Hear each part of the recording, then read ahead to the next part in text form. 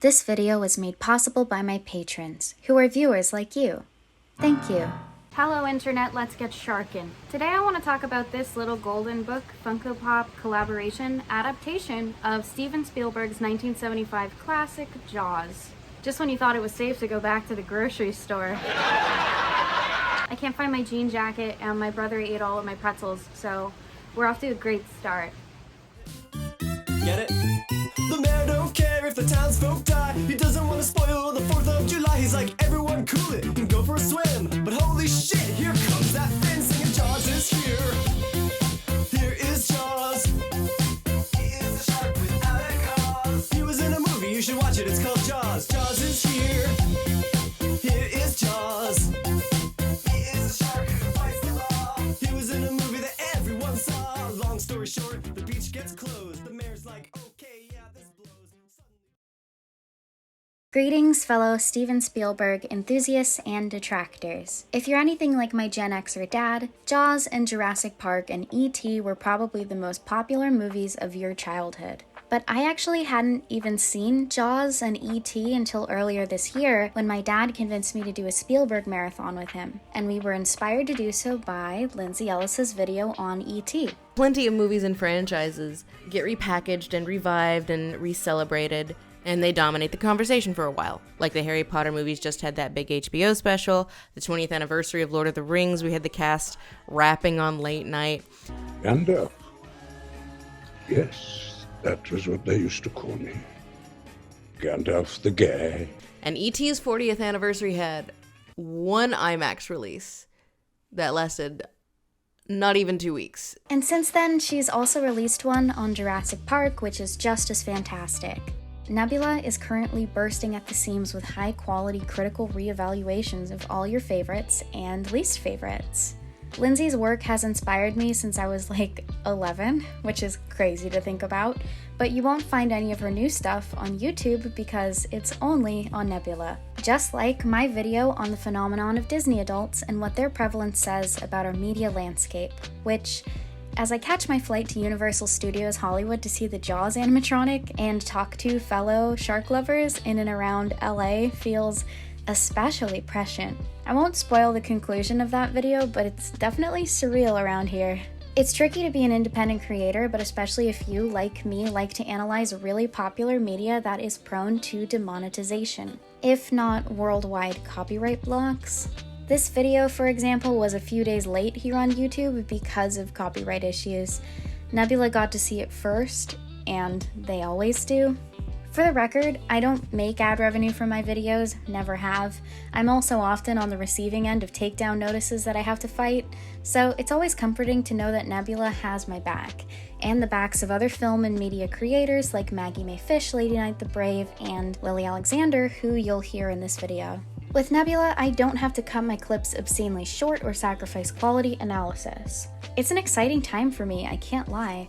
I've got this new editing computer, which means I can release videos in quicker succession, merch is on the way, and I've got a new Nebula original podcast in the works, but for now that's top secret. So if you're the type of person who loves movies and loves thinking about them too, you can use my link, pictured here and listed in the description, to get 40% off annual plans and access to Nebula original classes. Because who doesn't love learning new things, am I right? Reading is so cool. So what are you waiting for? Use the link pictured here and in my description. And now back to Shark. So it's a prank you're looking for, is it? I'll give you your prank. Endlessly applicable yet deeply personal. A reliable 4th of July classic, yet freakishly prescient. Jaws is cinema's everything bagel. There's something here for everybody, and that's why the film remains popular and relevant almost 50 years after its release. Jaws, much like the shark, has in some ways had a disastrous impact, but it's kind of hard to blame it for being what it is. I think you'd find very few people who'd argue that the film isn't worth the hype or hasn't held up over time. But Jaws earns its longevity and is a film worth loving and evangelizing for a few key reasons. There's this common gotcha about how Jaws is a bad movie because the shark did nothing wrong. It's just a shark being a shark. On the contrary, I think Jaws is a great movie for that exact reason. What exactly the shark represents, or if it even does represent anything other than a hungry shark, is up to the audience. You get out what you put in. Does the white whale actually symbolize the unknowability and meaninglessness of human existence? No, it's just a fish. I'll be the first to admit to being largely desensitized by horror imagery. Seldom am I scared by movie monsters. But I've been terrified of Bruce since I was 10. I hadn't even seen Jaws since earlier this year because the very idea of animatronic sharks made my submechanophobia go crazy. But more on facing that fear later. In light of recent strikes in the entertainment industry, I've been thinking about Jaws nonstop. The Screen Actors Guild contract was about to expire at the end of June of that year. It could have been 1973, perhaps. Whenever the year was. And the studio decreed that no movie would be started that could not be finished by June 30th of that year because they didn't want to be struck. That is, that photography was completed. And Steven said, I don't have a script yet. Many blame Spielberg's blockbusters for killing the film industry, and this was his first.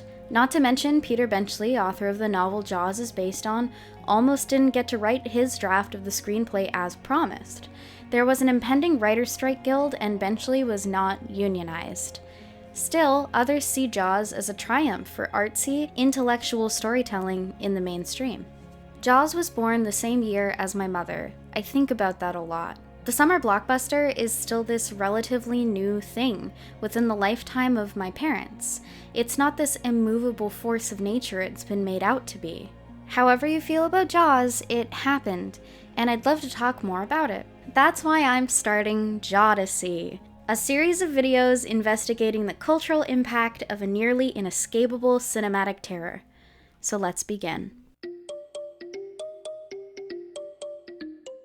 Jaws. Big Shark, Little Boat.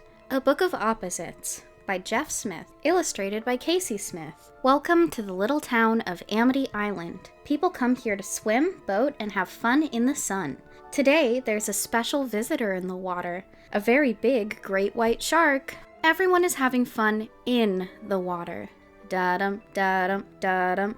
But then, someone sees a shark fin. Da-dum, da-dum, da-dum. Everyone runs out of the water. Staying on the beach will be just fine.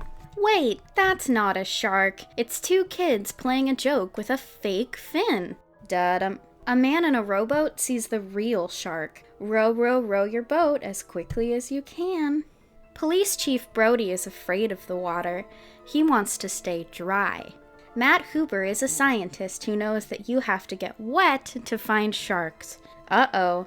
This shark seems to have very pointy teeth. If blockbusters are meant to be widely accessible and easy to love, they share that in common with Little Golden Books. It was started by people who were very ambitious to make books accessible for everyone. Little Golden Books were intended from inception to be durable and affordable children's books, colorful, staple-bound volumes selling for 25 cents each instead of the flimsy black and white volumes competitors sold for as much as $3. It was 1942, it was the height of America's involvement in the war. American children on the home front needed to be comforted, and Golden Books were less expensive than picture books had been in the past by far. They cost 25 cents, and they were quickly sold in the hundreds of thousands. Little Golden Books have collaborated with the Walt Disney Company since pretty much the beginning. Just 2 years after LGB's inception, I'm using LGB to mean Little Golden Books, not the Long Beach Airport, for the record, the partnership began with Walt Disney. This is actually the reason Little Golden Books were banned in the Soviet Union, for being too capitalistic. By the 1960s, Little Golden Books covered a wide range of children's properties. You could find collaborations with Huckleberry Hound and the Flintstones. By 1974, they partnered with Barbie. But it wasn't until 2015, during their Star Wars collaboration, that Little Golden Books considered PG-13 rated movies acceptable inspiration. Now, it's relatively common to find Little Golden Books covering family films with a more mature audience intended. To be clear, Jaws was released with a PG rating, but it's worth noting that this was a decade before PG-13 even existed. Jaws, rated PG, may be too intense for younger children. Back in the day, parental guidance was suggested for severed heads and violent, bloody deaths. Today, it's been speculated that Jaws might even receive an R from the MPAA for its gore, nudity, and drug use. And isn't that like the apex of pre-9/11 cinema? A PG movie with gore, nudity, and drug use. If I had been alive at the time, I would miss it. I'm not going to tell you what's good for your kids. Today's rating system is absolute lunacy. Jaws has no foul language or graphic sexual content, and violence remains pretty common in blockbusters. I mean, look at the whole superhero genre, for example. Nothing R-rated about it except for a few exceptions, yet brutal violence abounds.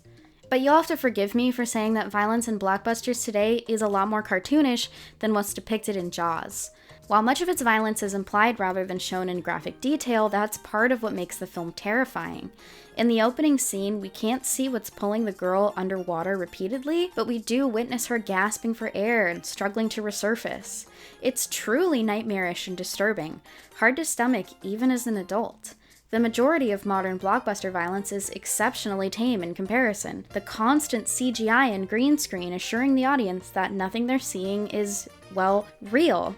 All this to say, I wouldn't personally show Jaws to my little Golden Book-aged children. Not that I have little Golden Book-aged children, and I think few parents would, but its antiquated PG rating and pop cultural ubiquity means the film is perfect fodder for the nostalgia machine. If you can turn it into an amusement park ride and sell it to adult collectors, heaven knows you can print a kid's book about Bruce and friends and sell it to tons of people. And we can't forget the fact that sharks are so cool. Jaws has been merchandised to death in part because children love sharks. The editors were so smart about recognizing what large numbers of children really cared about. Having a pet, first day of school, the fascination that children have with fire engines and things that go. In fact, multiple artists have literally parodied the very idea of a Jaws Little Golden Book before one existed, and still sell these prints in their shops. Links in the description. It's not impossible to incorporate popular characters into these sorts of mediums while still in good taste, even if it does end up unfortunately overshadowing some original stories. My co-writer George writes the following. I remember having a Powerpuff Girl Golden Book when I was little that I loved. It was my favorite show, and I was very familiar with the source material. However, a couple of years ago, I was given a little golden book about Spock as a gag gift, and while it was cute in theory, my first thought was, who is this really made for? It wasn't written in a way that would be at all accessible to a child who was not already knowledgeable about Star Trek, and I would argue that they would be too old for the reading level at that point.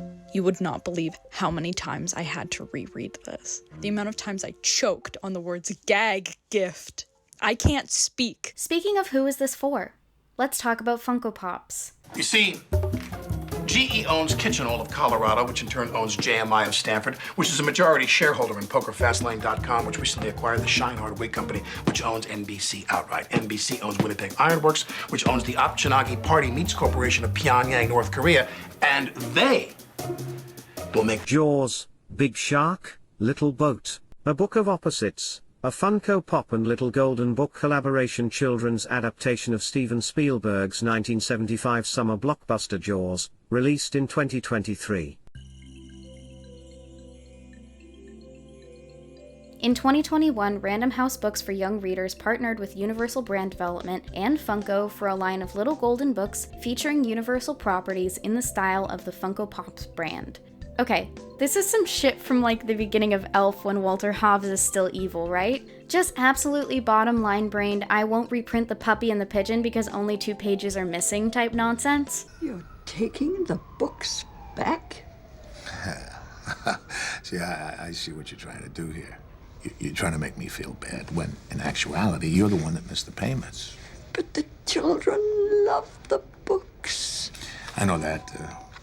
I'm the one that ran the focus groups, but I like hearing that. So like in Elf, I think the book missing its final pages due to Walter's careless greed symbolizes his own story. It can't have a good ending unless something changes, and that change may be expensive and it may be inconvenient, but it's worth it to know that the story has a happy ending. Kids can grow to like pretty much anything, but given the choice between richly illustrated original stories like the one Buddy writes at the end of Elf, and Funko Pops, it feels pedantic.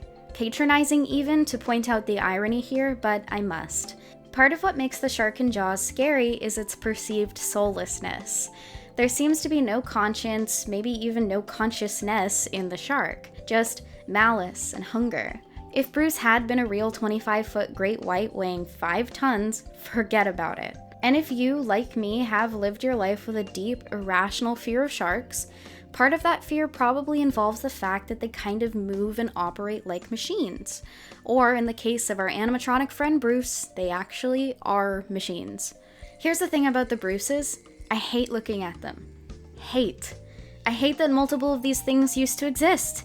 I hate the idea that they once moved. I hate looking at pictures of people inside their mouths while also considering the knowledge that these freaks were completely malfunctioning and unpredictable. I hate being on boats. Ferry rides make me cry. Log fumes give me panic attacks. Dude, I almost fainted in line for It's a Small World once I saw the conveyor belt in the water.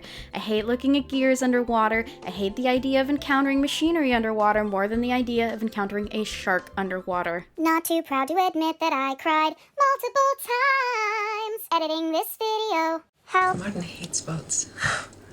Martin hates water. Martin sits in his car when we go on the ferry to the mainland. I guess it's a childhood thing. There's a clinical name for it, isn't there? Drowning. And if the making of Jaws teaches us anything, it's that animatronics in water is usually a pretty bad idea. Well, we had a number of different shark components. We had the full shark, which I call the great white turd, which kind of, we pulled along in the water, and it was often on this huge gantry, like a crane arm. When the crane arm was tucked all the way at the 30-foot bottom, you couldn't see the shark. As quickly as they could blow the ballast and force the arm out of the water, the shark would rise out of the water. The shark could be gimbaled separately on the arm to have an attitude change at the top of the... We built the shark and tested the shark dry, and it worked fine dry. And so we said, ship it back, to New England, and we'll do the water testing there. That's where we ran into the problems. The ocean was so brutal on the mechanics. All the pneumatic tubes, all of that special equipment was being dashed and brutalized by the ocean every day. That's a much maligned shark, and I'm kind of responsible for creating a lot of the bad mouthing about the shark, because the shark was frustrating. It didn't really work all the time. It didn't work hardly at all. I remember in particular being on our barge watching the first shark test, at which time the shark simply sank to the bottom of Nantucket Sound, and we felt that our careers in motion pictures had gone with it. Frogmen were delegated to recover it and to bring it back to the surface.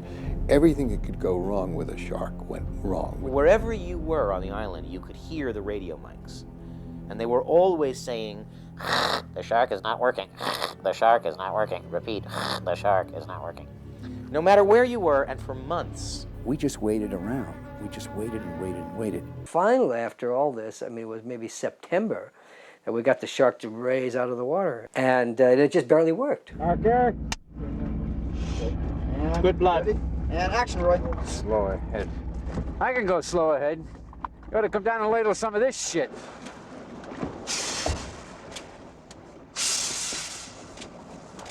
And down.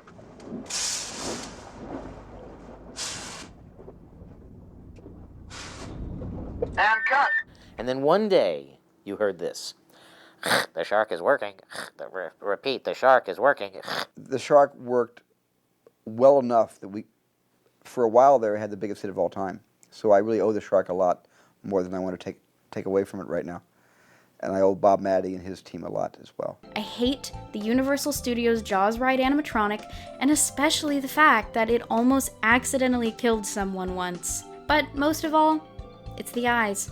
I can't stand looking at anything with blank eyes like a corpse. You know the thing about a shark, he's got lifeless eyes, black eyes, like a doll's eyes.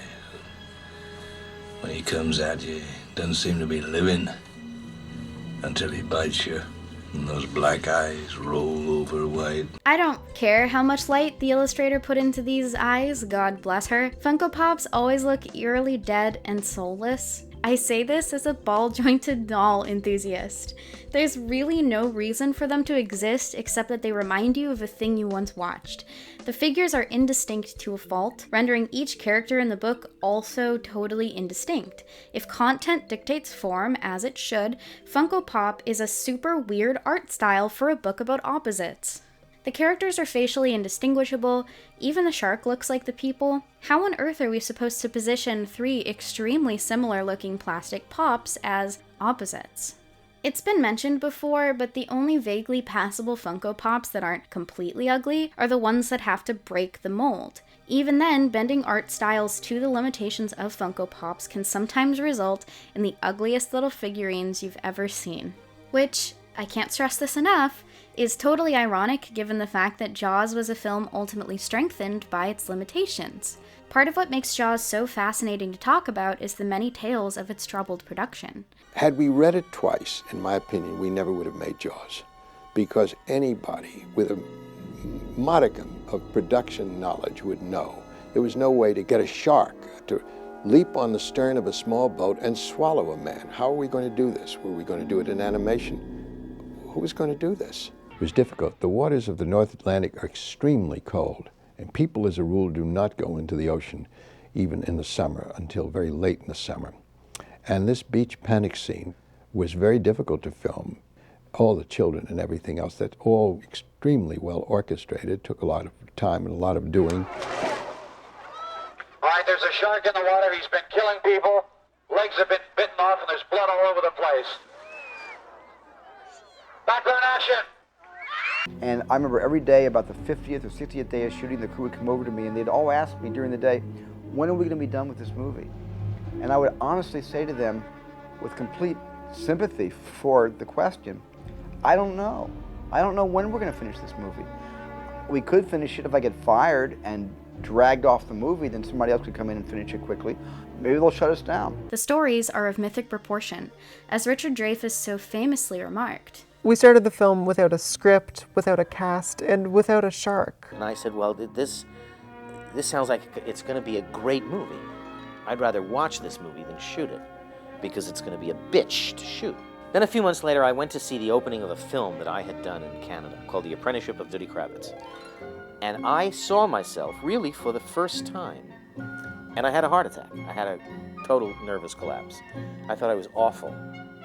And I figured that I'd better get a job really soon. So I called Stephen, and I said, if you still want to offer me that job, I'll take it. And he said, yes. So in essence, I came crawling to Martha's Vineyard for the part. It sounds utterly insane to shoot a film on the ocean with entirely mechanical, practical effects. And it kind of is. But that's also what makes the movie great. The animatronic sharks were really totally there. Their size next to the actors involved is actual. In an era of CGI garbage and green screen everything, it's beyond refreshing to see a production's limitations taken as creative challenges. Crew members famously called the film flaws due to its troubled production. It's so funny. Broken pneumatically powered sharks, soaked cameras, seasickness, casting disasters, protracted shooting, everyone sunburned, dehydrated. It was a disaster. I was naive about the ocean, basically. I was pretty naive about Mother Nature, and the hubris of a filmmaker who thinks he can conquer the elements was foolhardy, but I was too young to know I was being foolhardy when I demanded that we shoot the film in the Atlantic Ocean and not in a North Hollywood tank. Because I was younger, I was more courageous. Or I was more stupid. I'm not sure which. So when I think of Jaws, I think about courage and stupidity. And I think of both of those things existing underwater. But instead of giving up or sacrificing artistic merit, these setbacks ultimately strengthened the film. The ocean comes across as a beast of its own. The broken animatronic sharks led to the decision to not even show the shark until midway through the film, which is an extremely effective suspense builder. You didn't see the shark until the movie's half over. And when you do, it's a stunning reveal, and even better for a screenwriter, it happens on a joke. There's a laugh that precedes the shark's appearance, and it is that laugh that relaxes the audience to the point that when the shark's head appears out of the water and takes a bite at the chum, it's triply startling. I'm not saying the illustrator should have done more to make this book look good despite limitations. I'm sure that Funko Pops have very strict branding, and Little Golden Books also almost certainly have rules and restrictions for illustrators that are intense. But instead of sticking to the limitations provided, the illustrations in this book sometimes have to break the set design of a Funko Pop in order to do anything. For example, Funko Pops don't have mouths. Very disconcerting to characters defined by having distinctive mouths. Buzz Lightyear, Jack Torrance. I actually own this one. Guys, just look what they did to Bruce from Finding Nemo. Hooper and Brody head out to sea with Quint, the fisherman. Quint climbs up the mast to look for the shark. Brody stays down on the deck. Suddenly, the shark bursts out of the water. It is very, very big. The boat suddenly seems very, very small. He's not very tired. He is exhausted. And don't use very sad use. Come on, Mr. Overstreet, you twerp. Morose? Exactly, morose. You're gonna need a bigger boat, Brody tells Quint. Hooper leans over the water and watches the waves. Where did that shark go? The shark swims deep under the water. There's the shark. It swims very fast. The boat chugs after it, but it's too slow. Hooper wants a closer look at the big shark. He gets inside a cage and goes in the water. The shark is outside the cage, and Hooper hopes it stays there. That night, the shark circles the boat. It is very quiet. Chasing sharks is hard work. Quint, Hooper, and Brody stop to rest and sing a loud song. La la la la la la la. I have no idea how they plan to overcome all of this for the Funko Pop movie, a thing that's apparently actually happening, but maybe the film industry will simply implode before that ever comes to fruition. So you really think we should ship them? No, I think we should take a $30,000 bath so some kid can understand what happened to a puppy and a friggin' pigeon. Ship them. Hey kids, what's the opposite of implosion?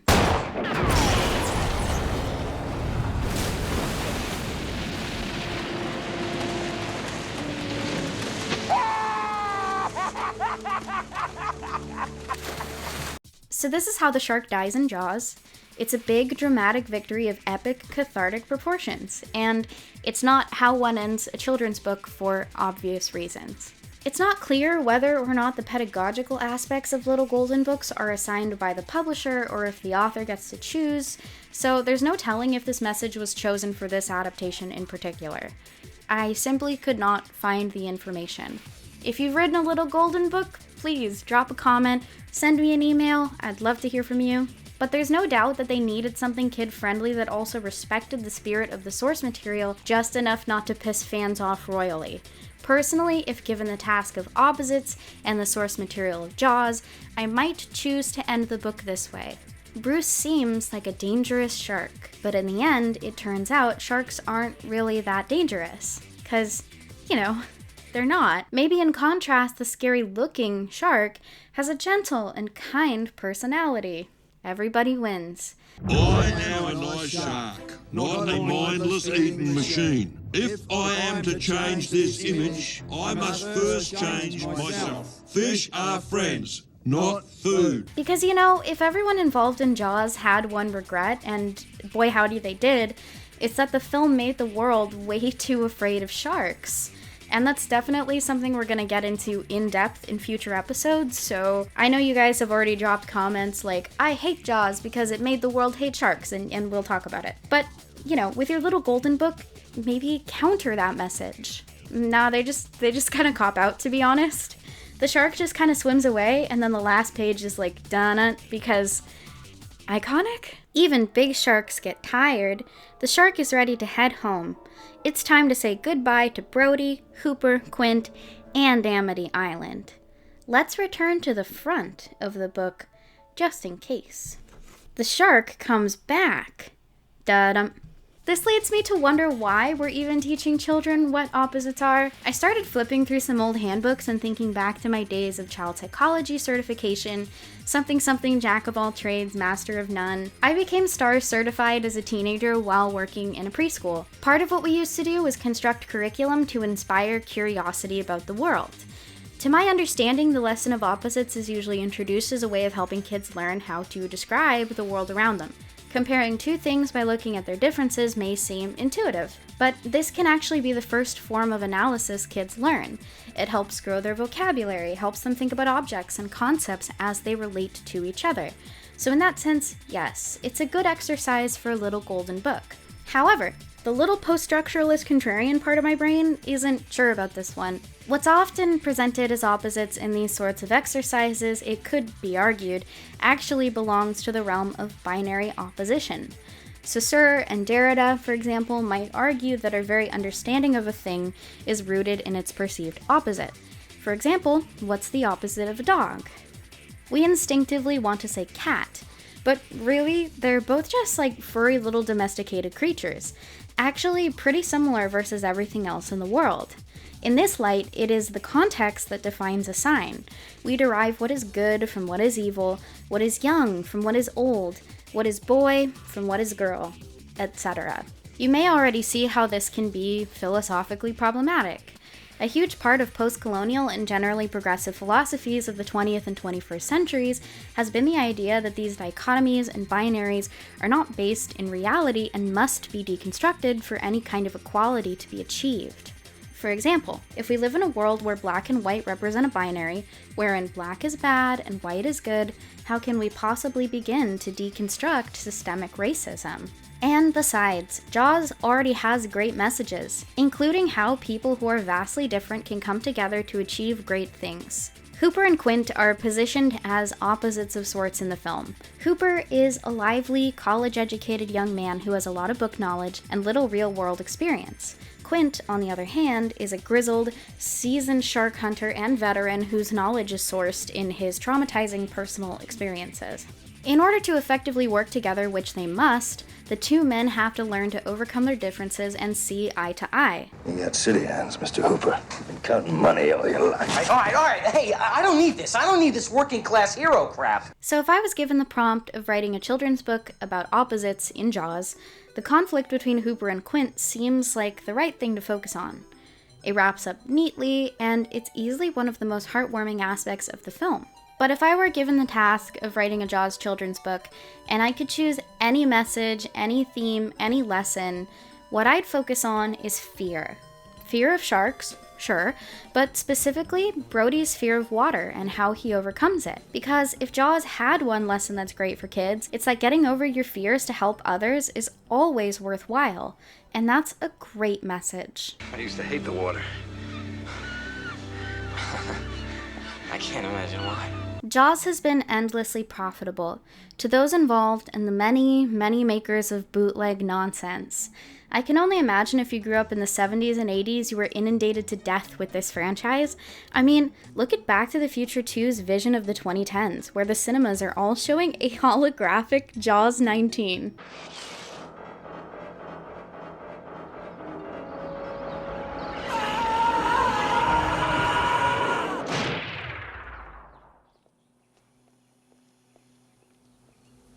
Shark still looks fake. JAWS went wildly over time and budget in production, so Universal decided it should craft an unkillable marketing campaign. Producers toured the country promoting the book and the film alike. The JAWS cover and logo appeared on paperback releases of Benchley's novel before the film even came out. The release itself saw a flood of inescapable merchandise, tees, swimsuits, beach towels, a much-beloved board game. But be careful, because if you remove the wrong piece, the JAWS will get you. You're out. JAWS, it's you against the great white shark. Even shark fins for swimmers to wear. There have also been at least 5 JAWS video games over the years. I used footage of this in the opening sequence theme song thing for NES, Amiga, Commodore 64, GameCube, PlayStation 2, Xbox, Microsoft Windows, Nintendo 3DS, iPhone, and yes, there is even a JAWS game for the Nintendo Wii. And then, of course, there are the infamous and beloved, well, it really depends on who you're talking to, JAWS theme park attractions at Universal Studios.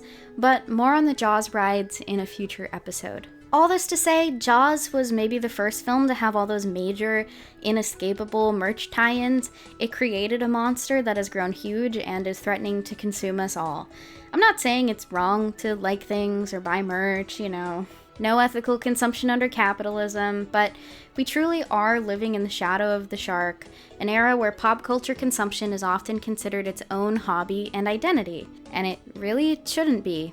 It seems every major movie is an IP tie-in. If Jaws made this world, the Lego movie made it worse, and then, just this past summer, there was Barbie, a movie apparently unsafe to criticize because sexism, despite the fact that I'm not sure exactly when Barbie became every woman. A hush falls over the General Assembly as Stacy approaches the podium to deliver what will no doubt be a stirring and memorable address.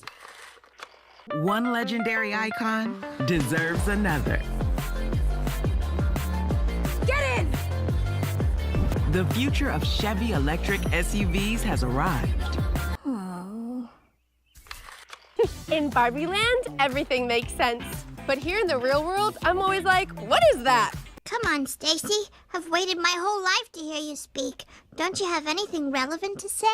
I do not have genitals. And I say this as someone with way too much Princess and the Pauper merch in her home, got the eBay notifications on and everything. That movie was my childhood. It holds up in a major way, and I will go to bat for it. I think it's okay to enjoy Barbie dolls, movies, games, etc., without claiming her every iteration, of which there have been so many, is some sort of revolutionary feminist figure. She's always had a real mixed bag reputation, and that's fine. Part of growing up is realizing that every present comes with strings. You would think that I'm so lucky that I have so many things. I'm realizing that every present comes with strings. One thing's for sure, Barbies are way cooler than Funko Pops. Notice how the majority of Barbies have conceptual designs that inspire play and imagination. This one's a lawyer, this one's a doctor, this one's an astronaut, this one's a princess who really loves geology, this one's an indentured servant who dreams of being a bard. I love this movie so much. Coincidentally, Barbie cinematographer Rodrigo Prieto just discussed a deleted scene in the Barbie movie that was directly inspired by Jaws. Pops are an easy gift. Getting someone a Funko Pop signifies you know what kind of media they like to consume. It gives the impression of knowing someone pretty well, but I can't help but wonder where all this plastic is gonna end up someday. Especially as the tide turns against the popularity of Funko Pops. All the Funko Pops I have, most of which are sitting in a box in Canada, were gifted to me. Like this Soichi Suji one, which I find hilariously grotesque given its source material. Somehow they took my most horrifying special little guy and made him look even creepier than in the manga. Oft remarked upon is the irony of Jaws being a film that explicitly criticizes commerce above common sense, and also one of the most heavily merchandised of all time. You know, Mayor Vaughn insists the beaches stay open despite there being a shark because the 4th of July is Amity's most profitable weekend. What's a tourist town to do? Cave to a statistical anomaly? We're really a little anxious that you're rushing into something serious here. It's your first summer, you know. What does that mean? I'm only trying to say that Amity is a summer town. We need summer dollars. Some have gone so far as to say that Bruce symbolizes capitalism. I don't agree with this because commerce is one of the obstacles preventing Brody and Hooper from going after the shark. Capitalism textually enables a shark to feed. I think Bruce represents a greater evil, the kind you can't get a good look at until the threat is already too great. Some deep, quiet, underlying primordial terror. It should be safe to go in the water on a 4th of July beach vacation. Children should be allowed to play in their little toy boats or float in an estuary without fear. And yet. I just found out that a girl got killed here last week. And you knew it. You knew there was a shark out there. You knew it was dangerous. But you let people go swimming anyway. You knew all those things. But still, my boy is dead now. And there's nothing you can do about it.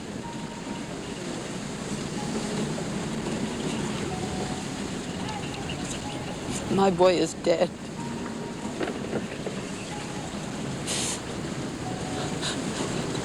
I wanted you to know that.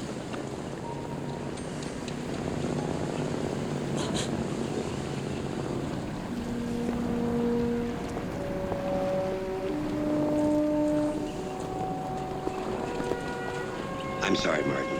She's wrong. No, she's not. Even Mayor Vaughn, one of the most maligned characters in America's popular imagination, has no choice but to come around by the halfway mark. Brody's expedition is not some sort of independent, stick-to-the-man, vigilante cop type venture. He's literally just serving his community, and he has express permission to do so. Martin, you gonna shut down the beaches on your own authority? Well, what other authority do I need? Technically, you need a civic ordinance or a resolution by a board of selectmen. That's just going by the book. 3:28 a.m. Sign it, Larry. It's honestly kind of punk rock. Jaws shouldn't have been a franchise, duh. It only ever was one for profit. Bruce the First, however you interpret him, represents the deepest fears and unmentionable horrors. We think if we ignore it, it'll go away. But sometimes it's better to just confront these things head on before they become a much bigger problem. So I guess all I can say to wrap up this first episode is, I'm gonna try not to be the mayor. I'm gonna try not to enable the shark. And you should too. Enjoy your stuff, buy a little merch, get the theme park tickets. Lord knows I'll have to face my fear of animatronic sharks one of these days. But as for a Jaws Funko Pop little golden book, nobody asked for this. It doesn't need to exist. It's pure consumerism in its worst form. You don't have to buy it for yourself or your friends, and I can't wait until this current IP apocalypse ends. Hopefully it will soon. Maybe Disney will stop making Haunted Mansion movies and start making original theme park rides that aren't, tied into another IP. We can only hope. Bring back the Tower of Terror, don't touch Space Mountain, etc., etc. The original Jaws ties up neatly. It's thematically cohesive. It didn't need a 2, a 3D, a Jaws Revenge, and it certainly didn't need a Funko Pop tie-in little golden book. See you next time. I think I'm going to be talking about some mechanophobia, but first I have to actually go to Universal Studios Hollywood and scope around for whatever remnants of animatronic shark remain, so I hear that's on the tour ride. Wish me luck. Dang. Dang. Dang. Dang. Dang. Dang. Pull up like a shipwreck in reverse. Yeah, I do. Yeah, I do. Maybe it's forever, maybe it's just shampoo. Dang. Mary Poppins open up the purse like I do. Yeah, I do. Who's a pretty city kitty sipping on chartreuse? Dang.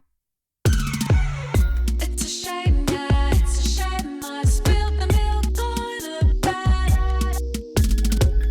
It's my face, it's just a face, yeah, with the cheeks turning red. Dang. Dang. Dang. Dang. Dang.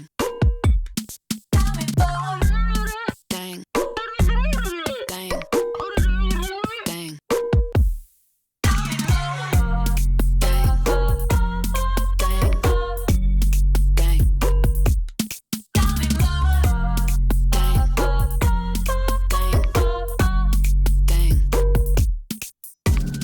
Always running late, but boy, I'm on time for you. Yeah, I do. Careful what you wish for, 'cause it might just come true. Dang.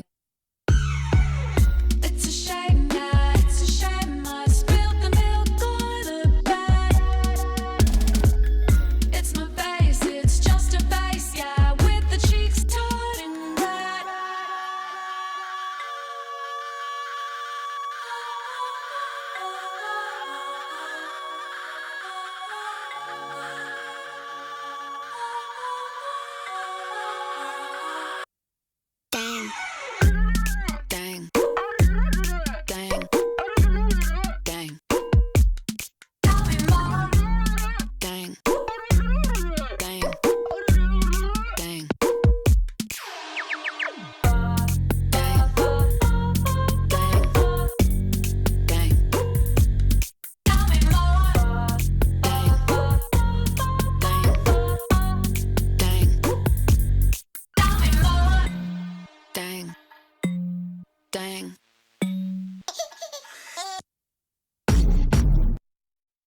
These are the shiniest glasses known to man.